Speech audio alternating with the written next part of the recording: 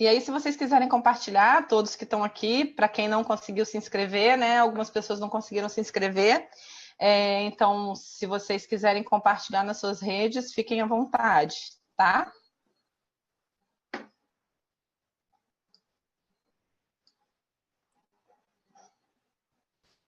Deixa eu só desligar lá. Então, gente, ó, aqui tá o link, viu, Gabi? Se você quiser compartilhar por aí também, fique à vontade. E eu gostaria de te dar as boas-vindas à Rede de Pesquisadores. É um prazer ter você por aqui. É um tema incrível que você vai conversar com a gente. Eu espero que a gente esclareça algumas dúvidas aqui com você. Então, gente, a Gabriele, falando um pouquinho dela, ela acredita que o autoconhecimento é a maior ferramenta de cura que existe. Há 10 anos, ela se dedica ao desenvolvimento integral do ser humano. Formada em administração, com Master em Gestão Ambiental na Austrália. Ela iniciou a carreira na área de RH da IBM e depois seguiu atuando em consultorias. Ela se formou terapeuta integrativa no Hospital Albert Einstein. Então, eu acho que ela tem muita história para contar para a gente hoje. Então, Gabi, fique à vontade, a gente está aqui ansioso para ouvir você conversar com a gente. Eba, tô aqui compartilhando o link no Facebook. Perfeito.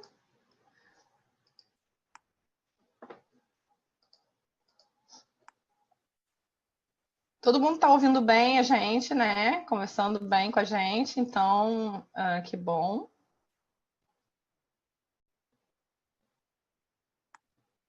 Oi, pessoal, tá todo mundo bem? Tá todo mundo ouvindo bem aí? Todo mundo parece que está nos ouvindo bem. Então, se conseguir, tiver algum problema aí para compartilhar a tela, é só me avisar, tá, Gabi? Tá bom. A gente começa? Sim, por favor, fique à vontade. Bom, gente, boa noite. Meu nome é Gabriele Picolari e eu vou contar para vocês um pouquinho do que eu aprendi nos últimos tempos pesquisando sobre burnout e qual que é a relação da autocompaixão com uma das ferramentas mais poderosas que eu encontrei para prevenção e o que isso tem a ver com liderança, né? Então, eu me formei em bases da medicina integrativa no Hospital Albert Einstein e lá o meu trabalho de conclusão foi justamente esse, como prevenir o burnout em empreendedores sociais. E eu conheci muitas ferramentas e a que mais me encantou foi justamente o Mindful Self-Compassion, que é uma técnica de meditação que é baseada na sabedoria oriental do budismo e tem sido traduzida por uma pesquisadora do Texas que chama Kristin Neff.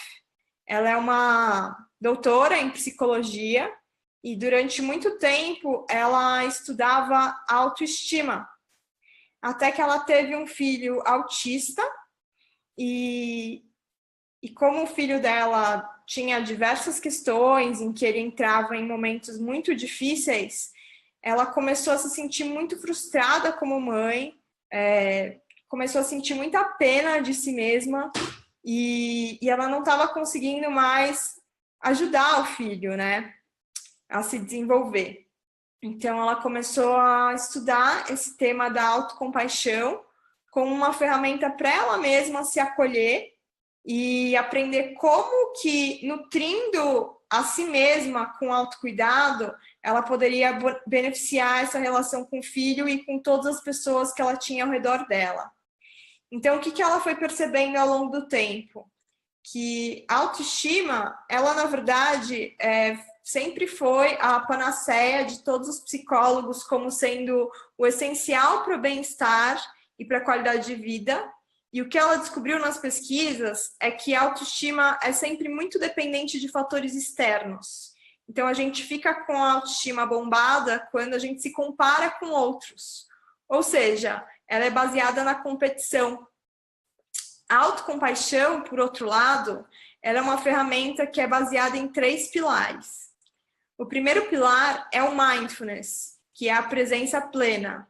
Ou seja, é observar todas as situações que a gente passa na vida como sendo experiências que estão sendo percorridas aí durante a nossa jornada com uma desidentificação. Então, não ficar totalmente preso naquele sofrimento e olhar aquilo como uma experiência que está passando, como tantas outras vão passar na vida, né? Então, essa é a primeiro grande pilar do Mindful Self-Compassion, é o Mindfulness. O segundo grande pilar da autocompaixão é a gentileza consigo, que é a nossa capacidade de conseguir ser nosso melhor amigo nos momentos em que a gente mais precisa, mesmo quando todas as pessoas estão contra o que a gente pensa, o que a gente sente e tudo mais. Essa capacidade de ter uma gentileza consigo, ela pode ajudar a gente a ser mais generoso com todas as pessoas e, de fato, acreditar e perceber que todos nós, humanos, temos muitas limitações no trato com as pessoas e que, se a gente acreditar que todos estão dando o seu melhor a cada momento, isso pode facilitar muito todas as nossas relações interpessoais. Então, é um trabalho de crenças muito profundo que parte dessa autoobservação do que a gente sente, das nossas emoções, de como que os nossos gatilhos emocionais, as situações em que a gente se desequilibra, acabam afetando os nossos relacionamentos no dia a dia. E isso leva para o terceiro pilar da autocompaixão, que é justamente o senso da humanidade compartilhada. Então, o que acontece? Hoje, a solidão, o sentimento de solidão, ele é tão voraz na nossa sociedade. Tem várias pesquisas que mostram que 70% dos americanos se sente sozinho e não compartilha as coisas difíceis que estão vivendo nem com uma pessoa, nem com os melhores amigos. Então, a gente está vivendo numa sociedade muito individualista em que esse paradigma da felicidade tem cada vez sido construído como uma grande ilusão a ser percorrida, né? E não com discernimento de que todas as pessoas passam por momentos difíceis todos os dias e que a humanidade comum é isso que nos une, né? São necessidades que a gente precisa atender constantemente e para estar bem e para se abrir para os outros. Então, esses 3 pilares eu explico bastante nesse livro que eu lancei ano passado, que teve em grande parte uma base dessa pesquisa que eu conduzi no meu TCC, que está disponível também. E esse livro ele é gratuito para download. A Juliana vai passar o link aí para vocês também, se vocês quiserem se aprofundar no tema. E nele eu explico todo o percurso, tanto individual, que eu percorri na minha vida, quanto coletivo na sociedade que a gente está atravessando, e como construir esse senso de compaixão que nos conecta a algo maior, que nos faz perceber que existe um propósito para a nossa vida, que a gente pode buscar um trabalho com significado, que tenha significado não apenas para a gente mesmo, mas para o todo. Porque a compaixão é considerado o valor mais elevado a ser alcançado segundo o budismo, e ele gera uma proteção no nosso coração, ampliando o nosso campo eletromagnético do coração, que é o órgão com o maior campo eletromagnético no corpo, que traz uma estabilidade mental. Então, a compaixão tem sido associada nos estudos mais recentes hoje em dia como o centro da felicidade do ser humano, o centro da nossa capacidade de ser feliz genuinamente, de buscar ponderação nos nossos pontos de vista, de ter tolerância e poder, de fato, contribuir na sociedade a partir de um lugar buscando o bem comum, buscando agregar, trazer inovação social. Gabi, desculpa, posso só interromper você um minutinho? Você está compartilhando algum slide com a gente? Não. Ah, tá bom, tudo bem. É porque alguém me perguntou se você estava compartilhando. Eu achei que não. Desculpa interromper. Imagina, você quer que eu compartilhe algum slide? Não, não tem necessidade, não. É só porque eu pensei que podia ter acontecido alguma coisa que as pessoas me perguntaram e eu não sabia. Desculpe, Gabi, fica à vontade. Não, imagina. Então é isso. O que eu entendo por autocompaixão é algo que precisa ser desenvolvido depois que a gente consegue desenvolver a empatia por outros seres humanos. Então, eu vou contar um exemplo bem prático para a gente entender como que a autocompaixão pode contribuir na nossa vida cotidiana. Então, se a gente está num barco e a gente vê alguém se afogando, o que a gente pode fazer nesse momento? Você vê a pessoa se afogando, você sente aquela aflição empática, aquela agonia. Nossa, tem algo difícil acontecendo, eu estou sentindo isso com aquela outra pessoa. A empatia ativa um sistema neurológico que não promove a ação. E aí, o que acontece? Se eu tenho um senso de autocompaixão e de autoconhecimento dos meus recursos internos, eu vou ser capaz de parar, observar aquela situação e pensar: bom, será que eu tenho condições e força de nadar até aquela pessoa e, de fato, ajudá-la? Ou nós dois morreremos afogados? Né? Então, essa é a grande questão que a autocompaixão ela traz. E aí ela ativa no nosso cérebro sistemas motores. E aí ela que vai te induzir a pensar: bom, eu posso nadar até aquela pessoa para fazer esse resgate, ou não, eu tenho que simplesmente gritar por um salva-vidas para que ele possa vir nos ajudar. Então, é esse discernimento que a autocompaixão traz. E por que esse tema é tão relevante nos dias de hoje? O burnout, que é a síndrome do esgotamento, ou seja, um dos níveis mais elevados de estresse, ele tem sido mapeado de acordo com algumas características de personalidade que são muito comuns nos pesquisadores, né? Já que a gente está aqui numa rede de pesquisadores que também se preocupam com educação, que se preocupam com saúde e muitos outros temas relevantes aí na transformação do nosso mundo.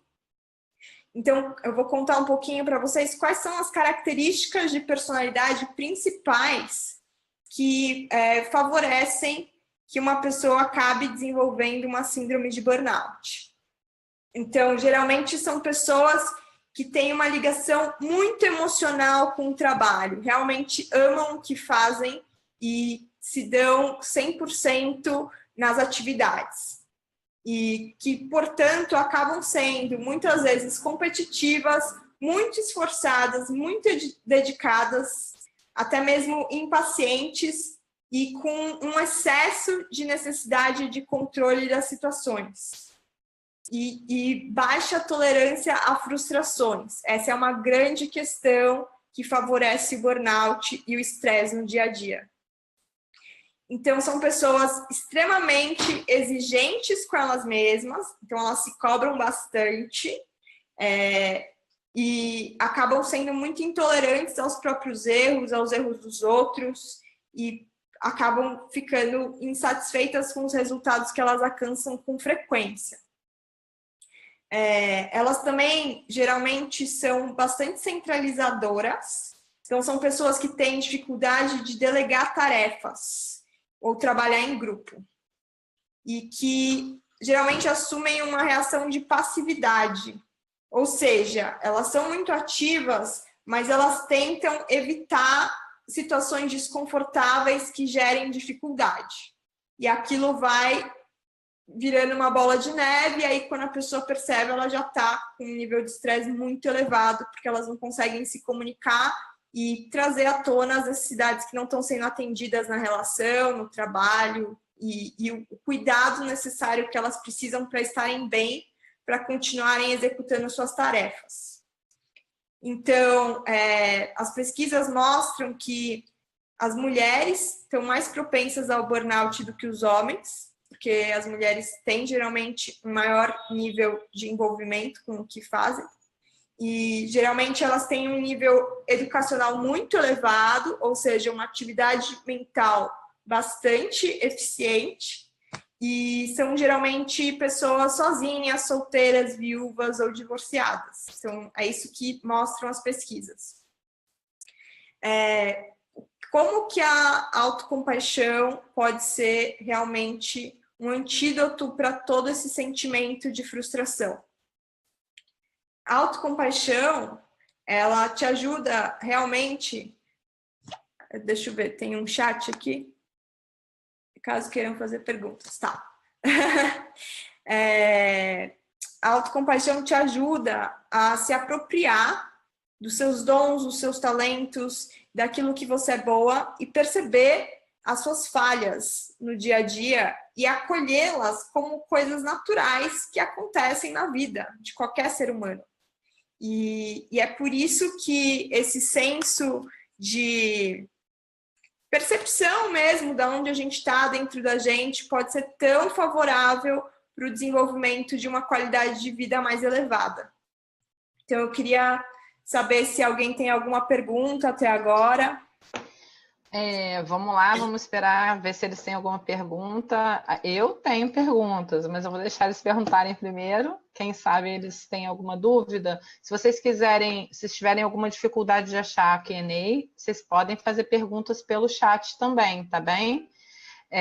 Espero que vocês consigam achar, encontrar. Alguma pergunta?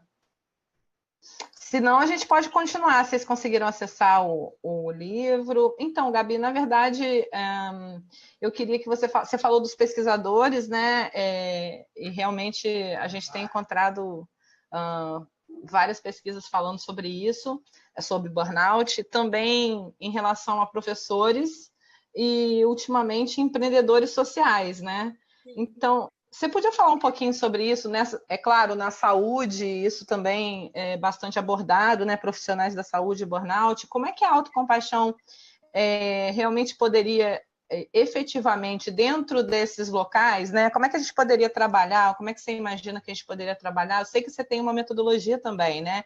Mas, assim, focado nessa questão dos profissionais da educação, da saúde, esses empreendedores sociais, além dos pesquisadores. Você acha que pode ser adaptado, é diferente para cada um? Como é que podemos falar sobre isso? Tem alguma... Então, o grande link da personalidade de empreendedores sociais, educadores e médicos, que são essas pessoas mais propensas a burnout, são algumas dessas características de personalidade que eu acabei de comentar. Então, muito alto de comprometimento e uma vontade muito grande de ajudar outro ser humano. Só que muitas vezes isso faz com que a gente sinta muito o sofrimento da outra pessoa a partir da empatia. E como a gente não é ensinado o quanto que para a gente cuidar, a gente primeiro precisa cuidar-se e ser cuidado.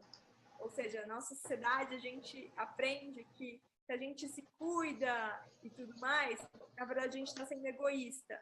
Só que a compaixão diz justamente o oposto. Na compaixão, a gente quer realmente que o sofrimento termine. A gente quer que a felicidade genuína se instaure na vida, na nossa e na de outras pessoas. Porque não é possível que haja uma compaixão sem limites saudáveis na interação.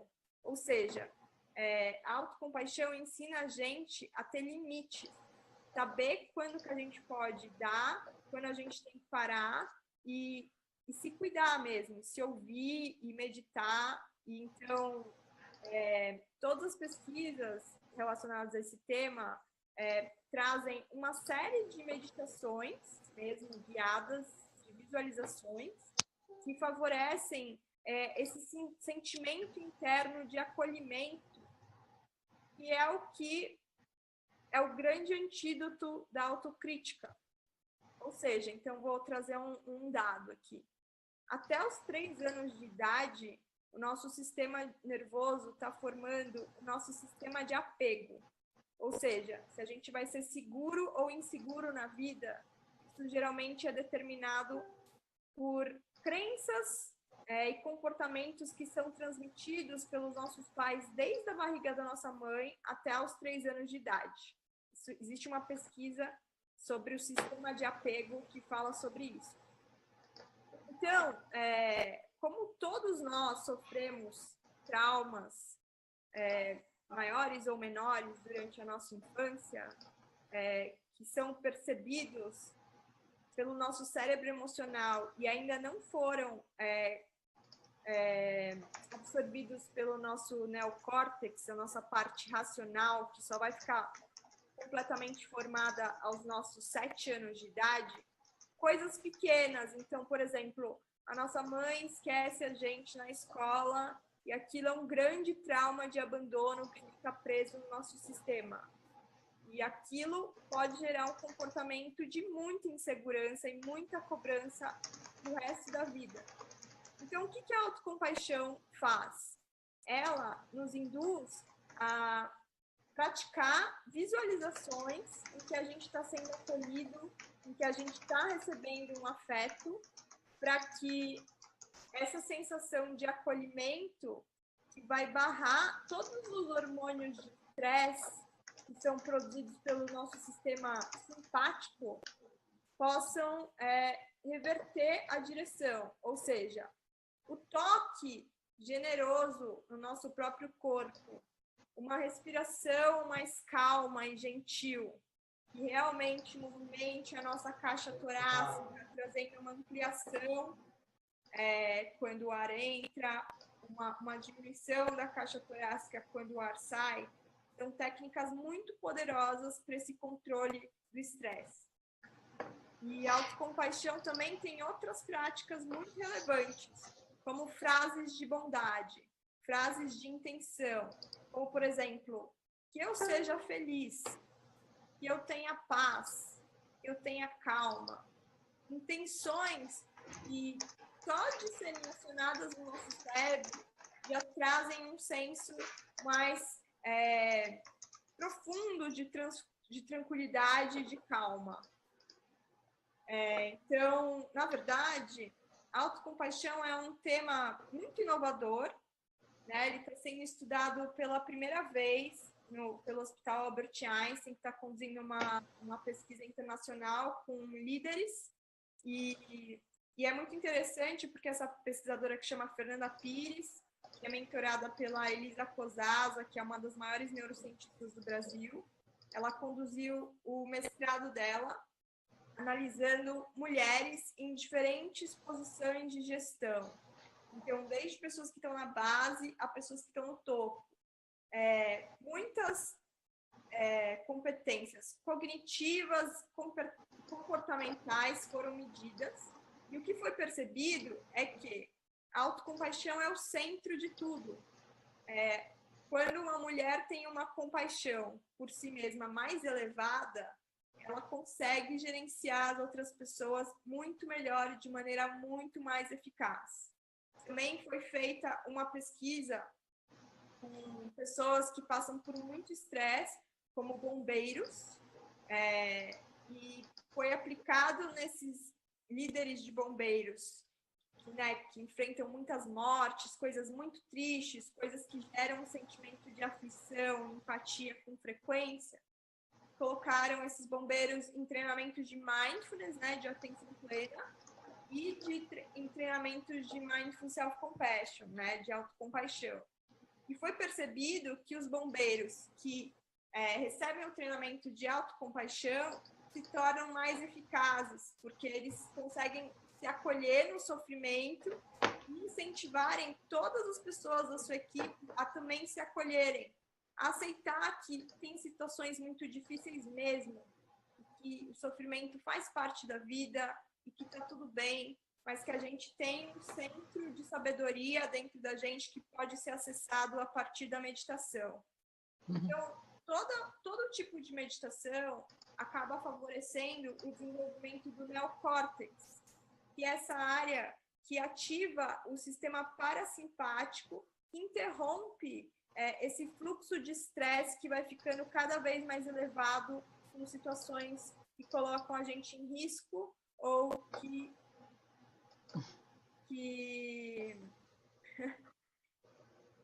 tá, é que apareceu aqui alguma coisinha.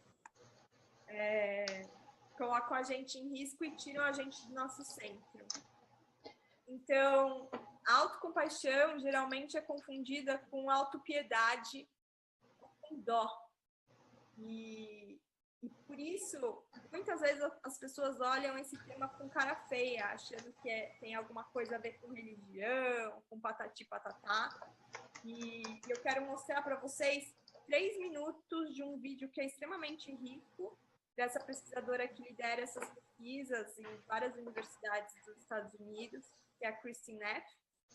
Eu vou pedir, Juliana, para você compartilhar a tela do vídeo. Só um minutinho, a gente tem mais interações aqui. Se você puder, só um minutinho, a gente tem mais algumas perguntas. Pode ser? Claro, claro. Temos perguntas no Facebook e alguns comentários, tá? Uhum.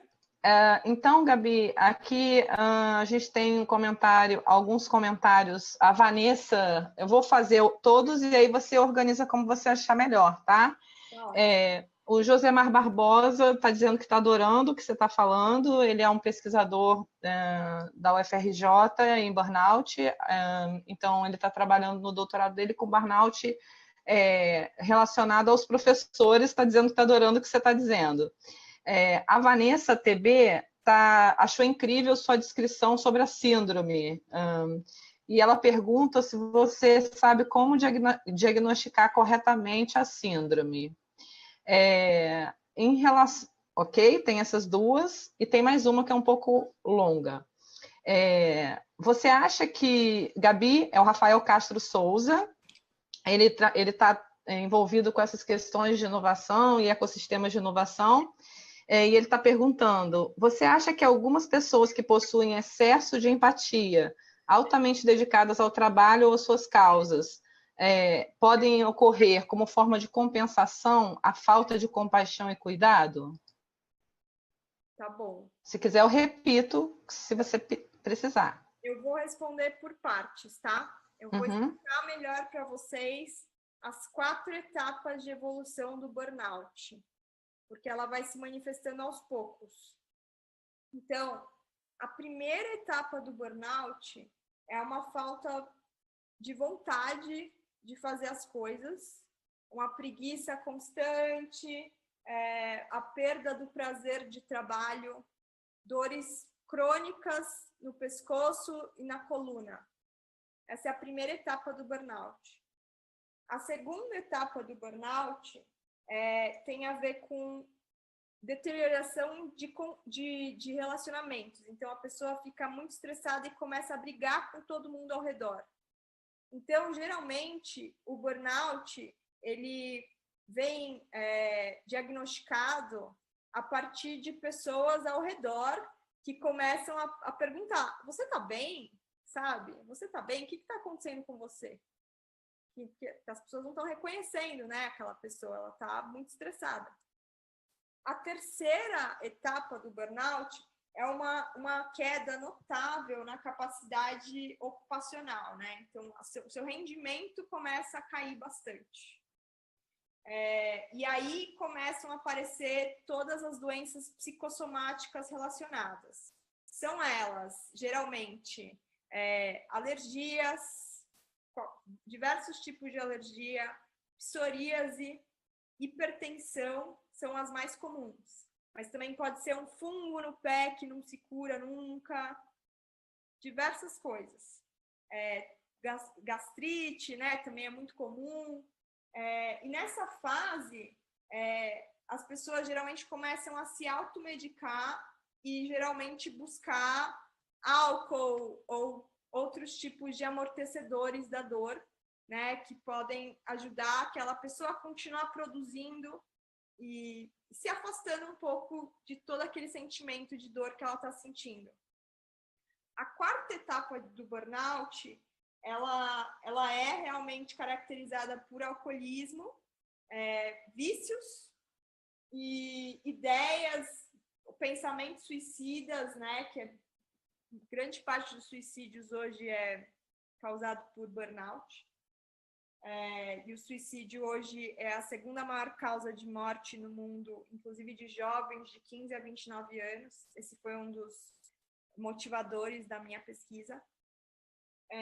Podem surgir doenças mais graves, como câncer e acidentes cardiovasculares, né? Então, vocês podem perceber que está totalmente relacionado com o coração, né?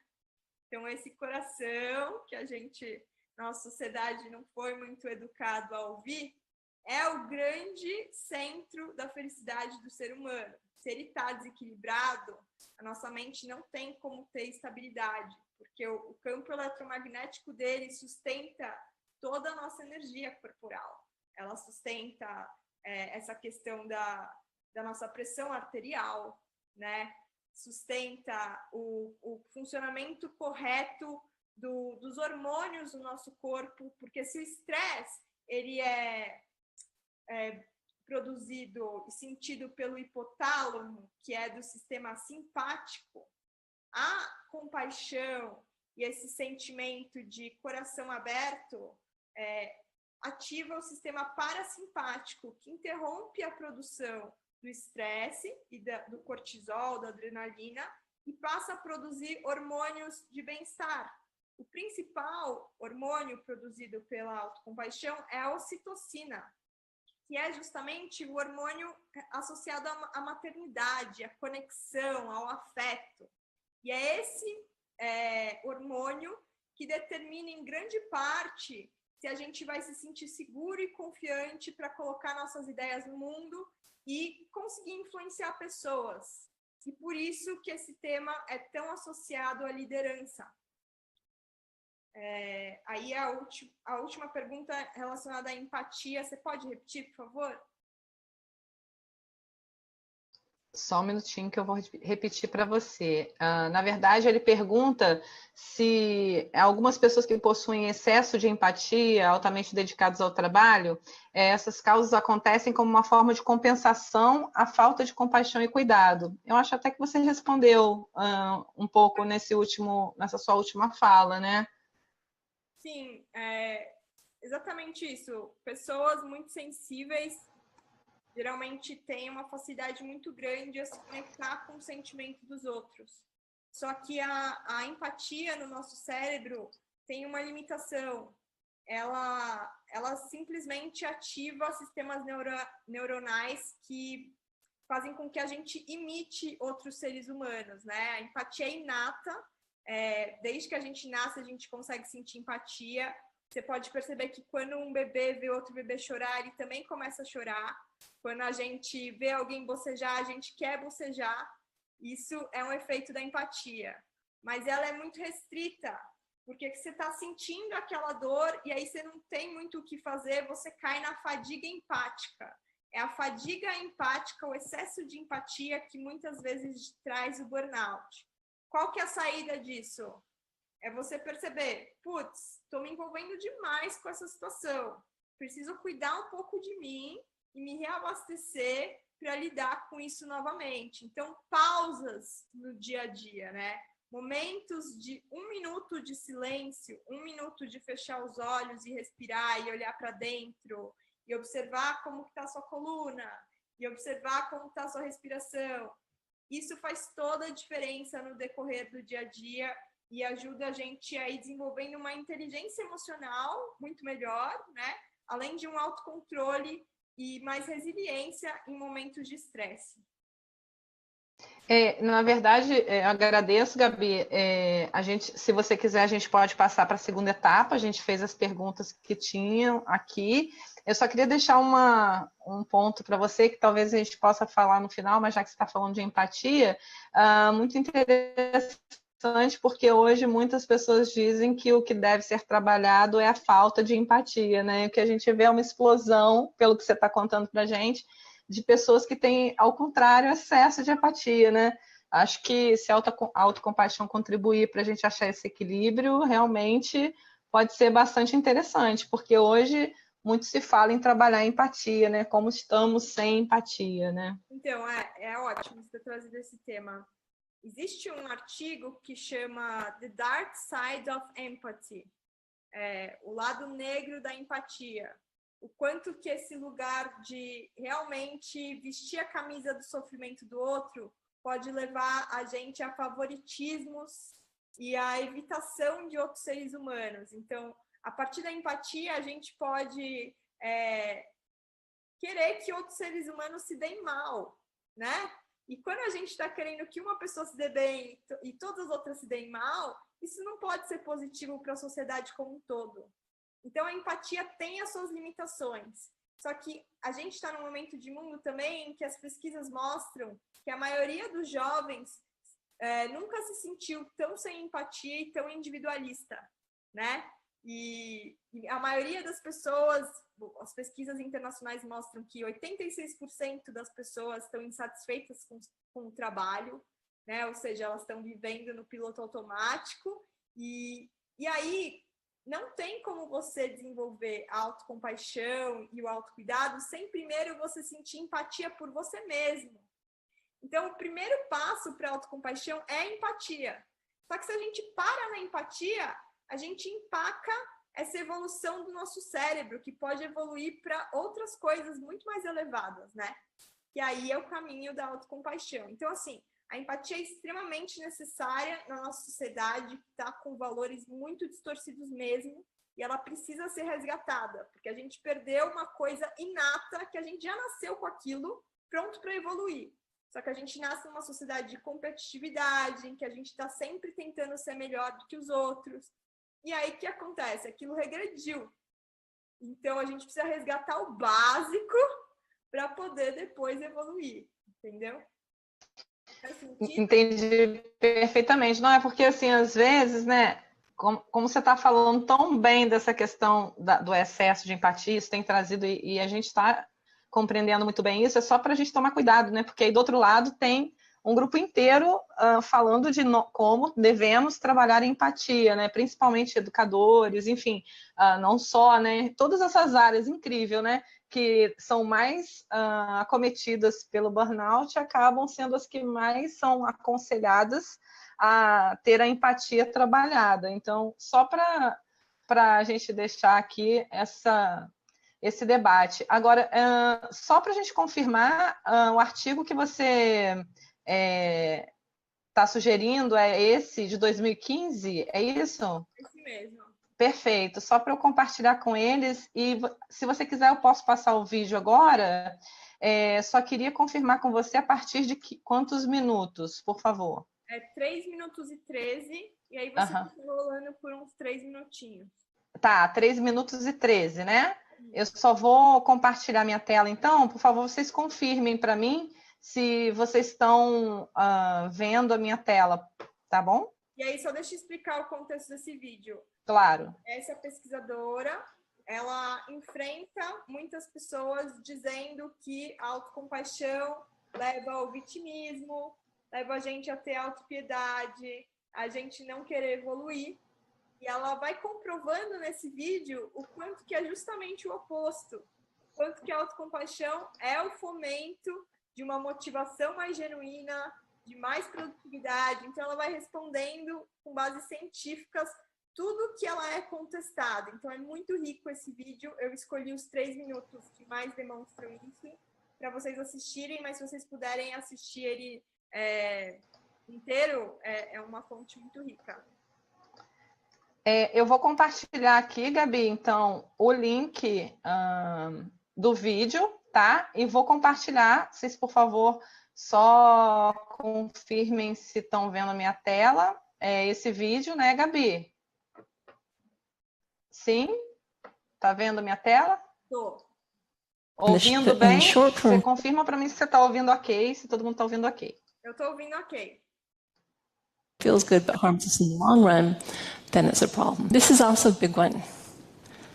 Confusion with making excuses. I'm only human, right? Just blowing things off, okay? And again, you could blow things off and say it's self-compassion, but is it really? Because if you really have self-compassion, remember, you are more able to see yourself clearly. It is safer to see yourself clearly, and therefore it's a lot easier for you to take responsibility, because it's okay to have messed up, to have made a mistake. So research shows you're more likely to take responsibility for mistakes because, again, it's not so psychologically damning to do so. And a lot of people are afraid of compassion, well, for various reasons, but one of them is they really think they need their self-criticism to motivate themselves and keep themselves in line.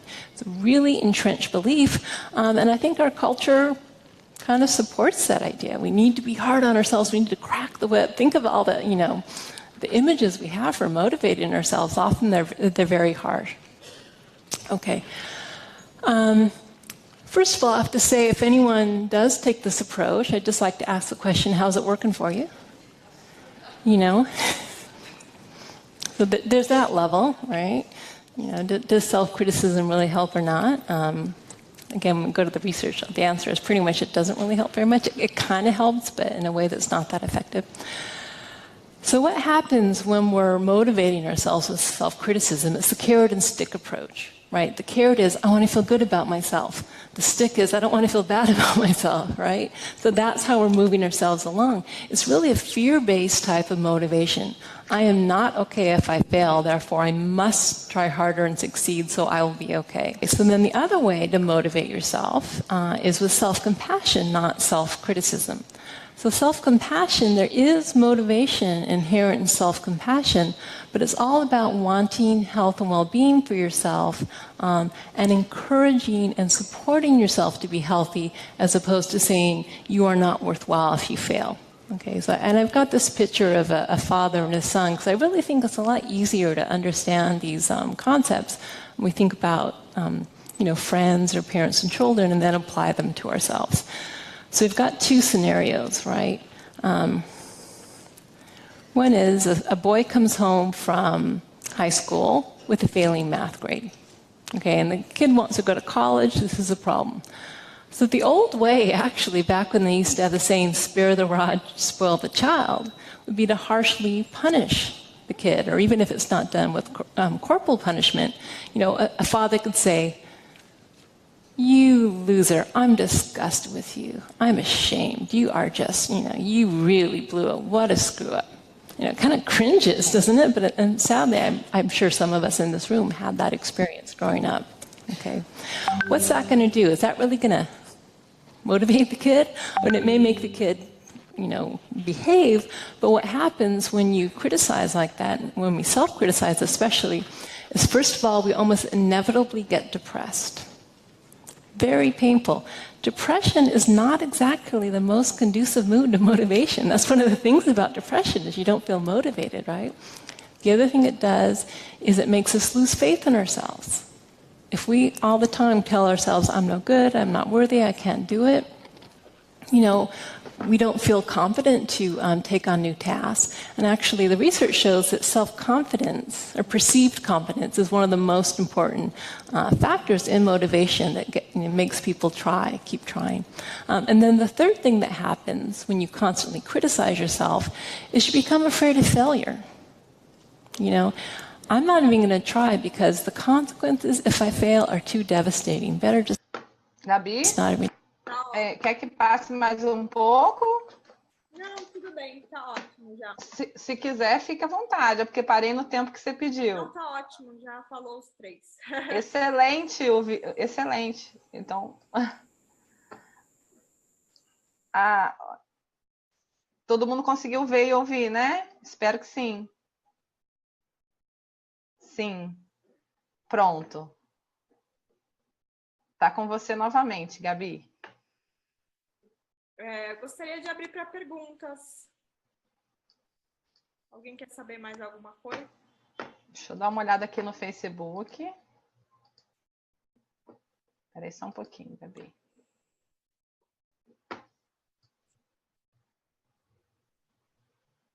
Que eu estava com a tela compartilhada e eu fiquei aqui sem poder ver nada agora. Deixa eu só dar uma olhadinha aqui. Alguém da sala quer fazer alguma pergunta depois do vídeo? Está tudo muito claro. Acho que sim. Acho que sim. Tá tudo muito claro, a Ana Paula diz. Que bom que tá claro. Eu ainda estou com bastante curiosidade de entender como que funciona isso, viu, Gabi? Assim, na prática, um pouquinho do que você faz agora. Então, acho que cabe bem essa pergunta, né? Afinal, você está sendo também tão clara aqui com a gente, vídeo tão claro, um tema tão relevante e, infelizmente, ainda tão pouco abordado, né? Se dentro dessa perspectiva você puder contar um pouquinho de como você está trazendo isso de forma tão interessante no seu trabalho, como você está contribuindo para minimizar essa distância entre quem precisa tanto desse conhecimento né, eu acredito que muita gente precisa, com esse gap de que não é muito falado ainda, sim, é inovador, mas é um tema que já nos assombra há bastante tempo, né? Então, se tem alguma coisa que possa contribuir, conta para a gente um pouquinho, então, de como você faz, assim, do que, como as pessoas acessam, né? Porque eu acredito que muitos... Aí, ó, tá vendo? Todo mundo tá curioso. Todo mundo queria saber, mas eu tenho que perguntar, você tá vendo? Eu tenho que... Ó, a sintonia com eles, mas é real, é importante entender como é que isso funciona, viu, Gabi? Porque é tão legal, assim, parece... Não é simples essa proposta, né? Estou falando por mim, né? Parar por alguns minutos do dia, né? Quem sabe a gente faz uma meditação aqui online por 1 minuto para ver se dá certo. Será que dá? Claro. Eu vou... Aliás, eu vou até falar que o Alex Bretas, nosso querido companheiro, fez uma vez com a gente isso de pedir para a gente fazer uma meditação por 1 minuto online. Foi uma experiência difícil para mim, viu? Então, acho que pode ser interessante você contar um pouquinho para a gente e também depois, quem sabe, a gente faz esse teste, né? Eu não posso mais dizer que nunca meditei online, graças ao Alex, mas eu acho que é uma inovação também. Claro. Tem uma pergunta aqui para você depois dessa minha provocação. O Josemar Barbosa está perguntando: olá, Gabi, gostaria de saber como você acha que funcionaria esse conceito de autocompaixão em um ambiente profissional onde os resultados estão sempre à frente dos sentimentos e crescimento coletivo. Tenho muitas outras dúvidas que não cabem nessa apresentação. Eu imaginei que vocês iam ter lembra? Até comentei com você sobre ele. Achei que vocês iam ter uma boa entrada. Enfim, parei de perguntar, viu? Eu sou curiosa, viu, gente? Quem que me perguntou isso? O Josemar Barbosa, o pesquisador em burnout que eu tinha falado antes. Que bacana. Laboratório Informação, trabalhando lá da UFRJ, professora Denise Zilanes, sempre preocupada com isso. Então, assim, eu já tinha ouvido muito falar por conta do Laboratório Informação, né?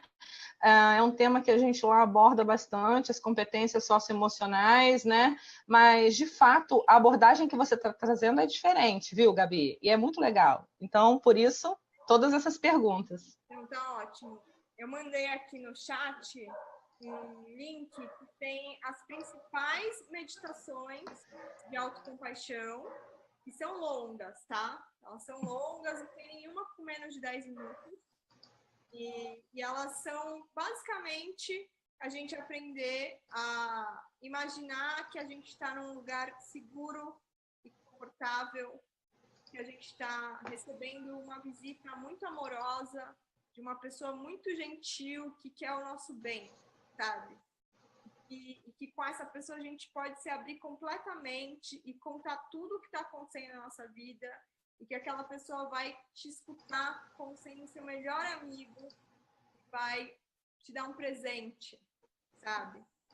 E aí, no final da meditação, quando você começa a sentir paz e tranquilidade, imaginando aquele acolhimento, porque a visualização ativa no nosso cérebro a mesma coisa que aconteceria se você estivesse recebendo isso ao vivo com alguém, né? A gente é muito poderoso, nosso cérebro é muito poderoso. E aí cabe a gente lembrar que essa parte que a gente está conseguindo imaginar faz parte da gente. Se a gente for praticando, novos sistemas neurológicos de acolhimento vão sendo cada vez mais rápidos, porque com treino a gente pode desenvolver qualquer coisa. A gente pode desenvolver esse senso de mais gentileza consigo, a partir desse treino. Então, eu deixo aqui esse link para, se vocês quiserem praticar e depois me contarem as dificuldades que vocês estão tendo. A gente vai fazer uma meditação de 1 minuto, que eu vou ensinar uma técnica que ajuda pessoas ansiosas a meditar. Mas, já respondendo ao Robson? Josemar, isso. Tá. Eu hoje estou conduzindo programas de habilidades socioemocionais com alunas de direito da GV. Eu estou levando isso para grandes empresas como Gerdau, IBM, escritórios de advocacia grandes, né? São lugares muito competitivos e o retorno é muito positivo sempre. Esse olhar para dentro, essa autoobservação de ver quais são as vozes internas que estão falando comigo a cada momento. Então, putz, não consegui cumprir o prazo. Será que quando você não está conseguindo cumprir o prazo, você fica desesperado e se sente um fracasso e se chama de idiota? Qual é o seu diálogo interno? Essa é a primeira observação que tem que ser feita. Se para você essas coisas não são óbvias, é muito importante que você comece a escrever diários de pensamentos, escrever os seus pensamentos, para que ao longo do tempo você possa reconhecer o padrão que está sendo formado interno de pensamentos e possa ir alimentando pensamentos que te gerem mais paz e tranquilidade, né? Porque a primeira coisa para que a gente possa transformar alguma realidade é aceitar onde a gente está. Então, não tem como a gente se tornar mais autocompassivo e ter mais equilíbrio emocional se antes a gente não observa como a gente está se tratando no dia a dia e depois, a partir de desconfortos, começa a tentar praticar coisas mais positivas, com paciência e gentileza, porque todas essas práticas precisam de muita paciência e muita gentileza para acolher todas as frustrações, dores que são aí passadas como um trator no dia a dia em que a gente tem que ser produtivo, né? Então, é isso. E quem quiser saber mais sobre workshops e empresas, também estou aberta depois a conversar, né? Já tenho uma metodologia aí que começa, assim, com empatia, começa depois para analisar os relacionamentos que a gente tem, comunicação não violenta e tudo mais. E é isso, não sei se eu respondi tudo. Acho que sim, acho que respondeu. Acho que se você não respondeu, alguém pode perguntar aí também. O seu contato está no site do Olhar Fértil, né? No mesmo local onde está também disponível o livro, né? Eu acho que eu compartilhei aqui o conteúdo do livro, mas também no site tem seus contatos, então, para quem quiser, eu vou compartilhar novamente. Também acho que a rede de pesquisadores tem um pouquinho essa ideia de integrar esses assuntos, né? Você está vendo, você está quanta gente interessada, às vezes a gente não tem tanto conhecimento, mas o interesse no tema é importante. E também, então, se vocês quiserem curtir a rede de pesquisadores, conversar com a gente depois, entrar em contato com a Gabi diretamente, se vocês quiserem passar por nós, como vocês acharem melhor. Né, Gabi? Sim, com certeza. Eu estou super disponível para dúvidas e referências, mas esse livro que eu escrevi está bem completo e esse SoundCloud que eu mandei também. E aí, assim, estou lançando na semana que vem um programa de habilidades socioemocionais para mães, pais e educadores, porque na minha experiência lá na GV, grande parte das alunas diziam, tá, muito legal, você está ensinando tudo isso para a gente está ficando calma, mas a minha mãe continua surtando comigo, a minha mãe continua fazendo milhares de projeções em mim, e como que eu lido com isso? Então, eu comecei a reparar o quanto que é difícil ser mãe, né? O quanto que realmente é difícil a gente lidar com a cobrança que a gente tem de ser a melhor mãe para o nosso filho, de realmente contribuir para um futuro brilhante, né? Porque a gente quer o melhor para os outros e às vezes esse melhor vem com muitas cobranças e muitas frustrações da gente mesmo que a gente acaba projetando no outro. né? Então, esse programa de habilidades socioemocionais que eu estou lançando, que é o programa Olhar Fértil Família, que também está no site, ele convida a todos, e assim, para mim é um treinamento que qualquer pessoa poderia fazer, independente de ter filhos, assim, porque é um convite a um olhar interno, essa jornada das habilidades socioemocionais. Então, primeiro desenvolver empatia, depois desenvolver autocompaixão, para depois descobrir a comunicação não violenta, como defender as suas necessidades para conseguir ser ouvido, e por último, as buchas familiares, né? Mediação de conflitos. Então, beleza, a gente tem diferenças, a gente pensa diferente, como que a gente vai lidar com isso daqui para frente de uma forma amorosa e gentil, que possa respeitar as limitações de todos os seres humanos. Então, eu acho que é isso. Ninguém mais tem dúvidas. A gente vai liberar a Gabi tão cedo assim. Então, com ela aqui disponível, ninguém mais tem pergunta. Então, Gabi, a gente só tem que agradecer a você pelo carinho com a rede, pelo carinho de compartilhar esse tema, né? Pode falar. Assédio moral. Que o Robson... Ah, o Robson está perguntando sobre assédio moral. Eu não entendi, Robson. Ah, dicas sobre assédio moral. Você quer trazer um exemplo, Robson, que você queira que eu trate?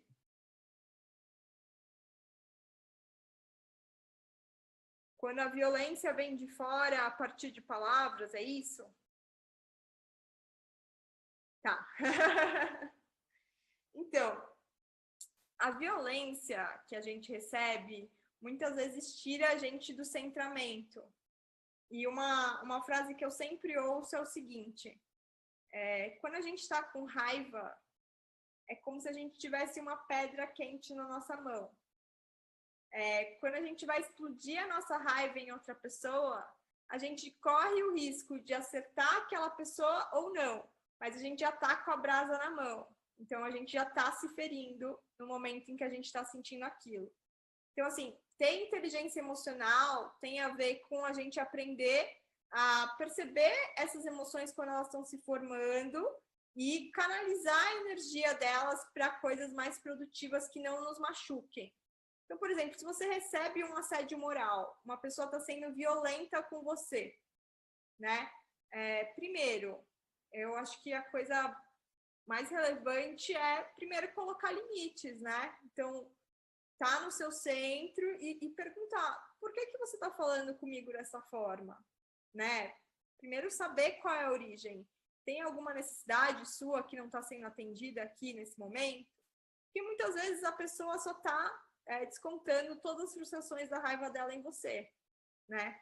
Isso é o mais comum nos dias de hoje, em que a gente vive muito estressado. É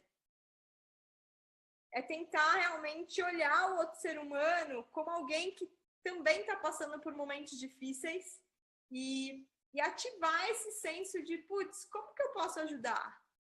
Sabe? Essa é a grande quebra dos assédios morais, porque se uma pessoa chega, tipo, te atacando, se você oferece compaixão para ela, ela vai parar, sabe? E aí aquela relação pode ser construtiva de alguma forma. Essa é a forma como eu lido com isso e eu vou compartilhar com vocês algo que é bem pessoal, né? Eu tenho um pai que é bipolar e hoje a nossa relação é ótima, mas ela já envolveu muita violência, muito assédio moral mesmo. Porque, né, essa síndrome da bipolaridade faz com que você perca a conexão entre mente e coração muito rápido, então você muda de opinião muito rápido, então um momento você xinga uma pessoa, outro dia você diz que você ama ela, aquela coisa maluca mesmo. Então, o que eu passei a perceber nesses momentos em que eu estava lidando com muita violência? Que se eu me estressava com o que eu estava recebendo e me fechava no ego, querendo me defender, aquilo piorava. Agora, se eu dava um passo para trás, nesse lugar da presença do mindfulness, e pensava, nossa, está acontecendo isso, que difícil, estou passando por um momento difícil, pai, eu acho que é melhor a gente não conversar mais nesse momento, porque eu acho que você está estressado. Você está precisando de alguma coisa? De repente, aquela pessoa que está te tacando 5 pedras pode virar e falar: tô precisando de alguma coisa, tô precisando de paz, tô precisando de calma. E aí, alguma conversa que gere mais conexão pode começar, né? Então, abrir esse espaço de receptividade para realmente tentar entender quais são as necessidades que estão por trás daquela ação do outro, porque não existe raiva sem medo e tristeza por trás, sabe? Não existe assédio ou bullying sem carência por trás. Ou seja, tudo isso vem por falta de amor. Tipo, é muito difícil de aceitar isso, né? Mas nenhum ser humano é mal porque ele quer ser mal. As pessoas reproduzem comportamentos destrutivos porque elas são autodestrutivas com elas mesmas, porque a gente não foi ensinado a se tratar com amorosidade. Então, assim, a autocompaixão é realmente mudar o paradigma de comportamento de como que a gente enxerga o outro ser humano. Então, é escolher se enxergar com amorosidade e ver os outros também com o máximo de amorosidade que você quiser. E por isso que a gente precisa de prática, porque a gente enfrenta um país onde existe corrupção, onde existe roubo, onde a primeira coisa que a gente pensa quando vê uma notícia ruim é: meu, que filho da mãe, né? Com aquela indignação. Mas o que aquela indignação vai gerar de positivo, né? Então, por que a gente não para e pensa: putz, isso tudo está acontecendo, eu gostaria que fosse diferente. Como que eu posso começar por mim? Porque a gente vive em campos, né? A gente vive todos os nossos... As pessoas formam a cultura, não é a cultura que forma as pessoas, né? Então, se eu quero que o mundo tenha mais paz, gentileza, paciência, coisas positivas, pessoas vivendo o propósito, a gente precisa começar pela gente, né? O Gandhi já dizia que a gente precisa ser a mudança que a gente quer ver no mundo. Então, é a partir desse olhar que eu encaro isso. Óbvio que muitas vezes eu também me fecho, eu também tenho que recorrer a todos os meus recursos de autocompaixão e conversas empáticas em que eu posso desabafar com amigos, né, sobre o que eu estou vivendo, para depois voltar para o meu centro e tentar encarar a situação de novo. É totalmente natural, até porque o desenvolvimento da consciência humana é uma espiral. A gente está o tempo todo subindo e descendo para ver se a gente aprendeu mesmo a lição ou não. E é esse o exemplo que eu tenho para dar. Não, eu acho que foi excelente. O Robson está falando aqui, está agradecendo, dizendo que foi excelente a sua explicação. E a gente também tem um comentário no Facebook da Andréa Galina, é uma pesquisadora também do Instituto de Bioquímica Médica da UFRJ, e ela está parabenizando você pela apresentação. A gente agradece muito. Acho que todo mundo adorou. A Ana Paula está dizendo maravilhoso. Então, é realmente muito importante quando a gente tem alguém que está disposto a conversar sobre esses assuntos, né? Que às vezes as pessoas compreendem mal. Mais uma vez, no seu exemplo da raiva, né? Eu acho que é aquele equilíbrio de novo, né? Autocompaixão, na autocompaixão você ia se reservar, mas também tem a questão da empatia. De novo, a gente vê esses dois conceitos aí bem num limite, né? Eu acho que talvez por isso seja tão difícil, não é verdade? Então, acho que talvez por isso seja tão difícil. Agradeço, Gabi, mesmo. Então, Débora, tem vários assuntos, eu vou até compartilhar aqui. Hoje, a nossa conversa foi com a Gabi, né? Mas se vocês me permitirem, eu vou mostrar para vocês o que a gente está... Você me permite, Gabi? A gente vai mostrar para vocês, esse é o nosso... A gente tem uma programação especial, assim, a Gabi veio para... na verdade, ela está coroando a entrada nesse ciclo especial de mulheres. Ela hoje falou bastante das mulheres, na verdade. Então, a gente vai ter vários assuntos, a gente passa por vários assuntos. Então, dependendo, tem mais outras webinaristas a confirmar. Então, a Gabi nos deu esse presente de começar conversando com a gente no último dia, né, de fevereiro. e amanhã a gente começa os ciclos de webinários do mês da mulher. Então, para quem perguntou se a gente tem sempre essas conversas, eu espero que a gente trate novamente de temas como autocompaixão, empatia, né? E a Gabi está sempre convidada a voltar com a gente, né? Se vocês quiserem papo especial com a Gabi, eu tenho certeza que a gente consegue arrumar, né, Gabi? Um jeitinho. Gente, totalmente disponível. Na semana que vem, eu não sei quem mora em São Paulo aqui de vocês. Alguém mora em São Paulo? Vamos ver. Alguém de São Paulo? Opa, a Débora, que bom, Débora, tá vendo?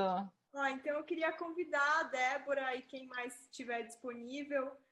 Eu vou dar uma palestra gratuita semana que vem, na terça-feira, no Espaço Florescer, que fica ao lado do metrô Sumaré. E eu vou falar um pouco sobre autocompaixão e vou estar com uma mediadora de conflitos também, abordando esse tema das habilidades socioemocionais. Se você quiser estar presente, eu ia ficar muito feliz. Quem quiser estar presente, no meu Facebook do Olhar Fértil também vai ter uma live falando da palestra, falando mais sobre o curso. E, enfim, eu também dou esses treinamentos sob demanda para quem quiser. Então, é isso. Estou aí aberta para mais trocas, para os convites da Juliana, e estou aberta para ir trocando sempre aí com vocês. Foi um prazer mesmo poder compartilhar um pouquinho do que eu tenho vivido na minha vida, né? Porque, gente, ninguém começa a estudar autocompaixão porque é tranquilo, não, viu? É porque a gente tem que lidar com muitas coisas difíceis, né, no dia a dia, e tem pessoas que vão lidar com as coisas difíceis ficando cada vez mais frustradas e com raivas, e tem pessoas que vão querer realmente se transformar para gerar uma paz maior no mundo. E esse foi o caminho que eu escolhi. Espero que vocês também escolham esse, porque ele realmente é mais gratificante. E a longo prazo traz muito mais saúde, né? Então... Aqui eu vou agradecer, a Carol Engler está agradecendo, dizendo que foi muito boa a sua apresentação. A Débora se deu bem, está em São Paulo, pertinho de você, né? Mas graças às nossas ferramentas e à tecnologia, agora você está pertinho de todos nós também. Então, tem aí o Facebook do Olhar Fértil, para quem quiser acompanhar a Gabi, o trabalho lindo que ela está fazendo. É um tema delicado, não deve ser fácil trabalhar, mexe com muitas coisas, né, Gabi? Imagino que você mexe com muito das emoções, e eu acho que trabalhar isso é sempre muito importante. Então, a gente está aqui sempre aberto, tá? Se você precisar, se vocês quiserem outros papos, a gente da Rede de Pesquisadores está sempre aberto para esses assuntos. Eu quero trazer um adendo, assim. No meu livro, eu trago que a autocompaixão é o elemento central do propósito de vida, né? Tem um pesquisador que chama Mathieu Ricard. Ele é um biólogo molecular que hoje é considerado o homem mais feliz do mundo.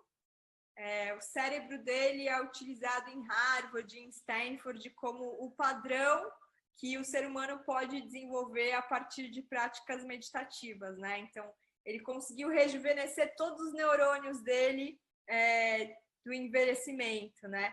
E ele diz assim, que quando a gente começa a se nutrir com a compaixão e sentir de fato amor por si mesmo e amor pelos outros, é inevitável que a gente queira fazer o bem, que a gente queira colocar os recursos que a gente tem, os nossos dons e talentos, para transformar o mundo. E é nesse movimento de querer trazer uma contribuição maior para o mundo que se encontra um trabalho com significado, um propósito maior para a nossa existência, né? E eu também sou coach de propósito de vida, e eu auxilio pessoas que estão buscando algo maior na sua transição de carreira. E esse é um tema que me encanta muito, porque ele é totalmente associado a essa pesquisa de habilidades socioemocionais. E também estou à disposição para trocar ideias sobre isso. E quem está aqui online hoje, eu estou oferecendo sessões cortesia para quem quiser conversar mais e, enfim, se descobrir um pouco mais. Fico à disposição também para isso.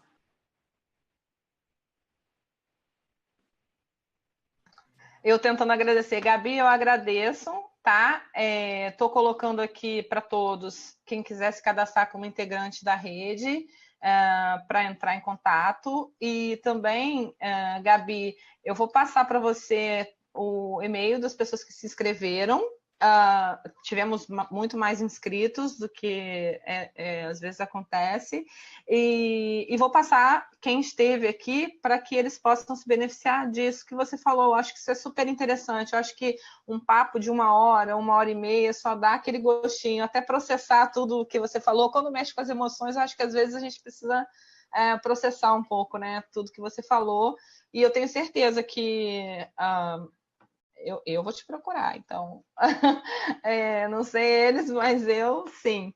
É sempre importante, a gente lida com muita coisa. Quem lida com tecnologia, então, né, essa da gente tá, eu não sei se você já tem alguma, vou dar mais uma antes de você finalizar, mas que a gente que vive nessa coisa da tecnologia, o tempo. Eu adoro tecnologia, obviamente, eu adoro estar conectada, eu adoro a conexão online, mas eu acredito que esses momentos em que a gente para e pensa nas questões emocionais são fundamentais, e às vezes, quando você está muito conectado, a gente perde um pouco isso, né? Não sei se é real no seu dia a dia, mas não é só o trabalho, é essa loucura da nossa vida hoje, o tempo parece sempre pequeno.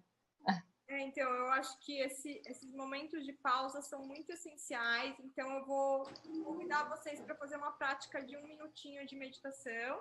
Essa meditação chama a meditação do cérebro integral, e ela é muito simples, tá? A gente precisa cruzar os dedos das mãos assim, colocar sobre as coxas, cruzar as pernas, cruzar os pés lá embaixo, enrolar um pé um no outro.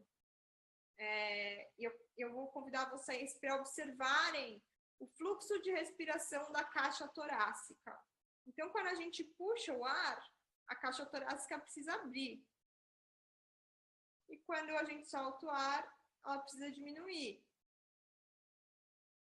Então, vamos fechar os olhos e com essas mãos cruzadas e os pés cruzados, respirar um pouquinho aqui, tá bom?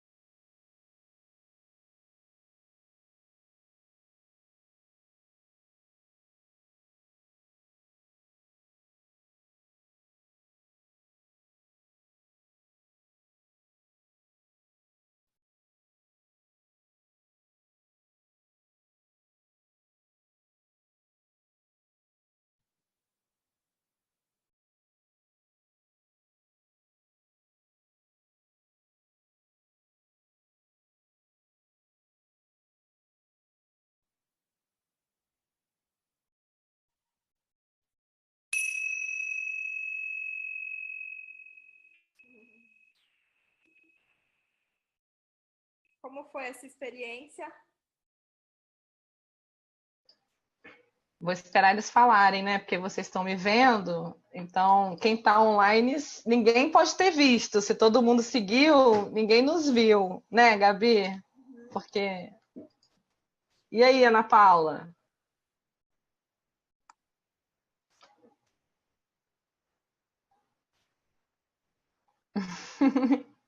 Fez no laboratório, Débora? E aí? Gostou? Então, a gente fez online aqui. Eu gostei esse barulhinho para acordar. Confesso que no começo parecia que estava demorando muito a passar, depois eu fiquei triste quando tocou esse. Pareceu uma vida e um segundo. Muito louco. Essa história de cruzar as mãos e os pés ajuda a conectar os hemisférios do cérebro. Então, é um atalho mesmo para trazer um centramento maior, diminuir a ansiedade, melhorar a concentração e facilitar o sono também. Então, essa meditação é algo que, quando eu também estou muito ansiosa, não estou conseguindo parar, é uma chave na minha vida. Então, espero que vocês possam usufruir dela aí também. Antes da gente começar a meditação, a gente teve alguns comentários lá no Facebook. Josemar Barbosa está parabenizando novamente, dizendo que precisa conversar mais com você. E a Marilvia Dança é uma querida amiga, trabalha com bioquímica de insetos e também gosta das meditações. Hoje ela trabalha com educação à distância, enfim, a gente trabalha muito nesse ritmo acelerado igual você, mas está dizendo que é tudo lindo, que foi uma maravilha. Então, foi um pouco antes da meditação.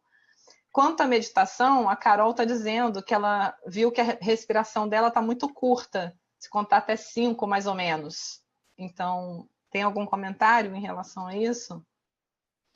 Então, eu nem contei minha respiração. A maior parte das pessoas não sabe respirar, né? A gente nasce sabendo respirar quando a gente é bebê. Vocês podem ver o fluxo da barriguinha do bebê totalmente livre. E pela questão dos traumas e a forma como a gente lida as emoções, a gente vai criando couraças, né? Então, nódulos musculares que vão, de fato, diminuindo essa mobilidade da caixa torácica. Então, a gente precisa reaprender a respirar. Existem muitas técnicas de respiração, mas a base de todas elas é observar a movimentação da caixa torácica, abrindo quando o ar entra e diminuindo quando o ar sai. Essa é a chave para o começo desse caminho, que demora um tempo para reacostumar. Então, assim, se você percebeu que a sua respiração é curta, começa a reparar nisso todo dia. O Robson está falando aqui que parece que a gente nunca consegue parar e nessa hora a gente vê o benefício, né? Depois que para.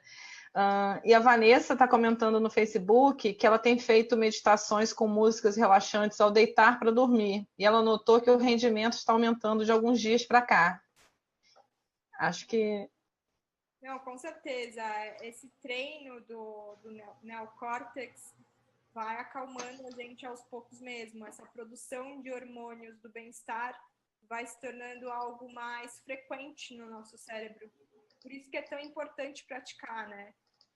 Dizem que as pesquisas mostram que se a gente pratica a meditação por 40 dias, 20 minutos por dia, a nossa vida muda completamente e o nosso cérebro realmente se transforma. Então, para quem quer dicas de rejuvenescimento, não tem outro caminho além de meditar, minha gente. Vamos começar a aprender. Vamos começar a tentar. Gabi, mais uma vez, eu vou encerrar, pessoal do Facebook. Agradeço pela companhia, foi muito legal ter vocês por aí. É sempre legal ter pessoas participando com a gente, principalmente pessoas que trabalham com o tema, né? Eu acho que é super importante essa integração, mesmo que os temas tenham abordagens diferentes, né?